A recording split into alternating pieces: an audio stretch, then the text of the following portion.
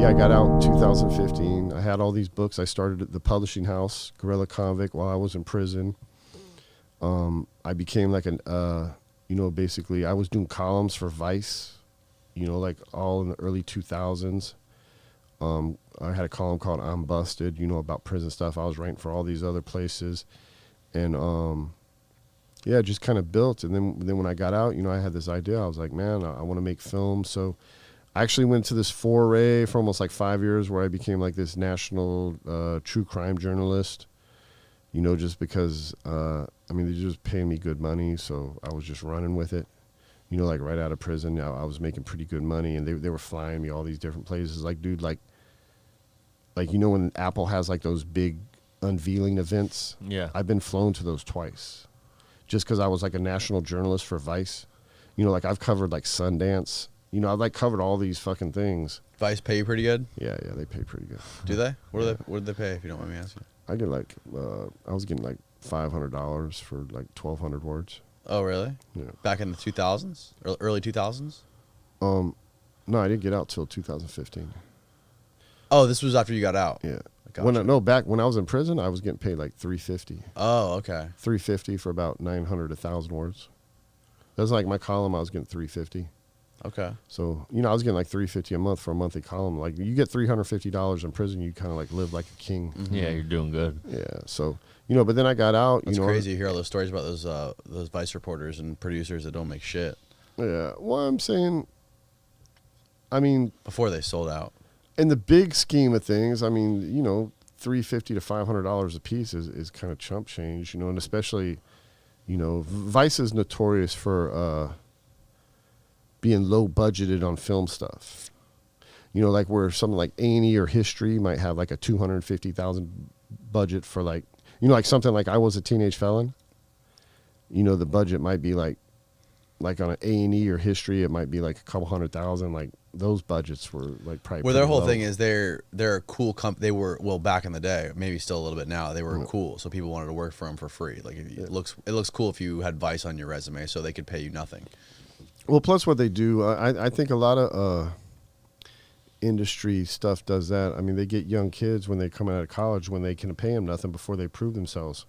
Right. You know what I'm saying? And pay them. Yeah, for sure. Yeah, pay them $35,000 a year, Mm-hmm. to work 10 hours a day. Mm-hmm. In the media industry. So, I think it's a little bit of exploitation, but I guess that's capitalism, especially in the media industry. Yeah. But that's better than college too, honestly. When you do that, when you learn so much more when you actually go to work for a real company than you do when you're in college. You're like, what the fuck was I doing in college this whole time? Dude, I wrote stuff for free while I was in prison. I got a ton of stuff that's never even been published. Like while I was learning how to write, crafting my trade. So if you got a passion for something, you can get paid for it. It's all good. Yeah, for sure. But yeah, it could be an exploitive angle too. You should always pay people what they are worth or what they deserve. But yeah, I got out. I had the goal to make film. Right when I got out, I made this little this short series. It's called Easter Bunny Assassin. Like it's on YouTube. It never really took off. I think maybe got like 20,000, 30,000 views now. But I made that it's like a little fictional thing. I had like this little character called the Easter Bunny Assassin. Like a dude in a James Bond outfit with a bunny head, and he was going around like whacking people, and like other holiday crime figures, like he whacked Santa Claus crack dealer. There was Jesus Christ junkie, and Tooth Fairy Mafia Don. So this was like a little kind of thing that I envisioned in prison, and I got out, and that was kind of how I learned. That was like my first foray into film. I just got like some, I convinced some local college students that were, in film school. I'm like, hey, let's go shoot this, and I bought some cameras and bought some equipment, and they were like, fuck it, let's do it. So that was kind of almost like my training, my first training. But then it's on YouTube now. Yeah, it's on YouTube. You can watch it. Yeah, Easter Bunny Assassin. Yeah, Easter Bunny Assassin. Yeah. We'll have to check that out. It's kind of like some low budget guerrilla. Yeah. I think like cool, we made the whole thing for like $2,000. That was just like the food and the batteries, for the camera, for sure, and the media. But then I really got lucky when I got involved with White Boy. The documentary is on Netflix now that I wrote and produced. I interviewed this director, Sean Reck, he did this film called Murder in the Park that was on Showtime. You know, it was about a wrongful conviction. And Sean Reck had actually cut his teeth. He did like 200 Crime Stopper shows for all the networks. And then, you know, this is like 2000, whatever, 16 when I first came into contact with him, like right when true crime is like blowing up, right after, you know, Making a Murderer. So he does this, A Murder in the Park. It's on Showtime. It gets named, Time Magazine names it like top 15, you know, true crime documentary for the year. So I interviewed him for Vice. And actually, for whatever reason, Vice ended up killing the piece, so the piece never ran. But I struck up a relationship with him, and he had just finished that film, and he was actually looking, you know, for his second film. So we started talking, and he found out about my background. You know, he was a true crime dude, so, you know, mostly a lot of people that are into true crime, they're going to like my backstory. You know what I'm saying? So we started talking, and he was also, you know, he was amazed at all the work, all the writing I'd done. He was like, whoa, man, that's crazy. You did 21 years, and you did all this stuff. So he flew me up to Cleveland. And he's like, man, you know, because I told him, you know, I wasn't shy. I told him I wanted to make film. You know, I told him I did that little Easter Bunny assassin thing for what it was worth. But I said, you know, I wanted to make docs. I saw myself, you know, doing true crime and eventually features and stuff like that. So he flew me up there and we started talking about ideas. You know, like he was like, well, what ideas you have? So I was throwing different ideas at him. You know, about like some prison related stuff or, you know, I think at this time I was like on really this exposing the prisons thing, you know, because I was just out. So I wanted to do this documentary that exposed all the evils of the prison industry. So that was like my big thing that I was pitching to him. But he was kind of like, well, I don't know. And then, you know, and then I just casually mentioned, you know, that I wrote all these articles on the guy, White Boy Rick, for Vice, you know, for trying to get him out, saying that he should be out. And, that struck his interest because he knew that they had this Hollywood movie with Matthew McConaughey that it was just going into production called White Boy Rick, you know, about the same story. So he found out I knew White Boy. You know, he found out, you know, I had the foundations of the story from these articles, you know, I'd written for like The Fix and Vice News. So he was basically like, you know, let's do this, you know, and I kind of made a deal with him. I was like, look, I go, I want you to basically, you know, mentor me on this film, you know, because I knew how to tell a story. You know, I wrote books, but I didn't know how to make a film. I didn't know the nuts and bolts, you know, how everything went. And when I walked in this dude's office, too, I saw he had 9 Emmys, you know, in his office. Not national, but regional Emmys that he'd won for all those Crime Stopper shows, all like Ohio Emmys, you know. And I was like, okay, this dude must know what the fuck he's doing. So, you know, we made a deal, and he said, you know, so all the shoots, like he would fly me in. You know, he would involve me in the editing process.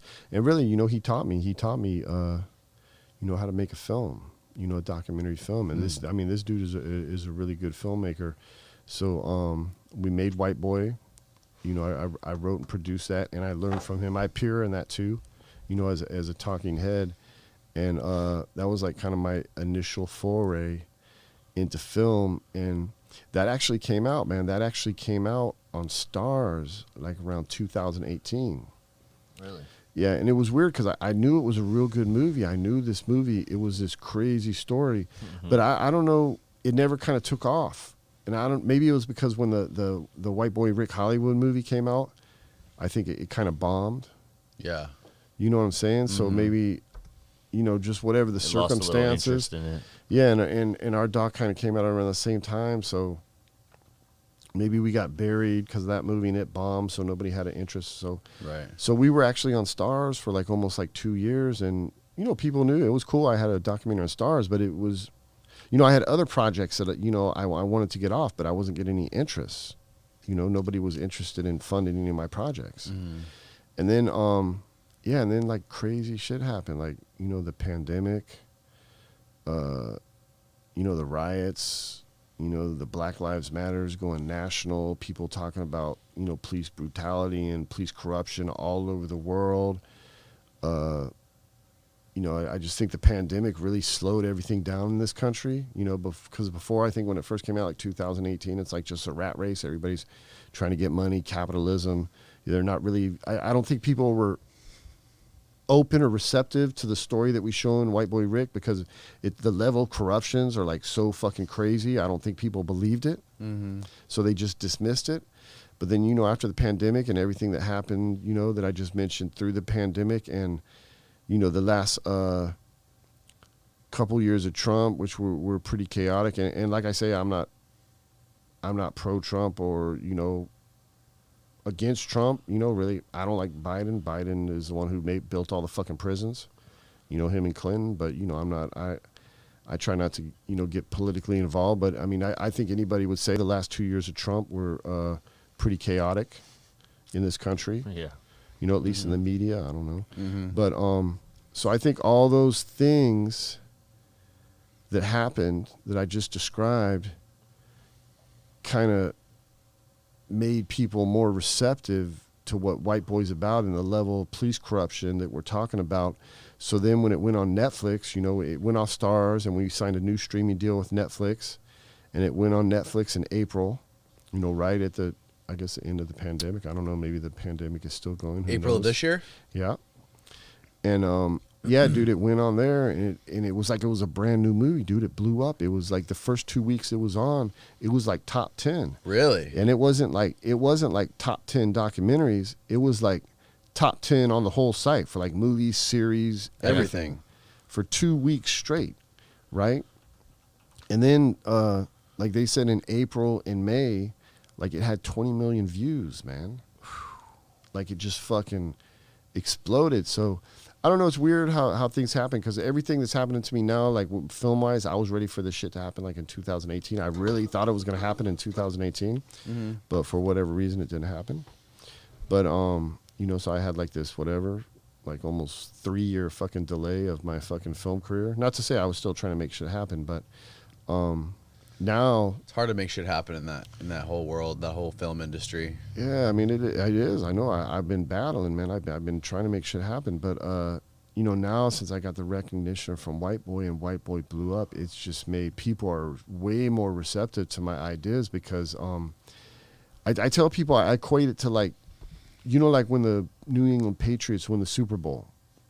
All right, everybody knows Tom Brady's like the main dude, right? But then you see like all the support players sign these big contracts with other teams, right? So it's like the same like White Boy. Like, I'm not the main person on White Boy. Sean Reck was the main person on White Boy. You know, the editor, Brandon Kimmer, he was the second main person on White Boy.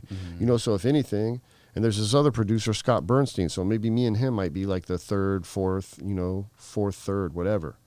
You know, so, you know, I contributed to it, you know, and I helped shape it, and you know, the story, the origin came to me, the access came from me, you know, but, you know, I was a supporting player on this documentary. I'm not going to steal credit from anybody else. You know what I'm saying? They deserve their credit for making a real good film, but, you know, I helped.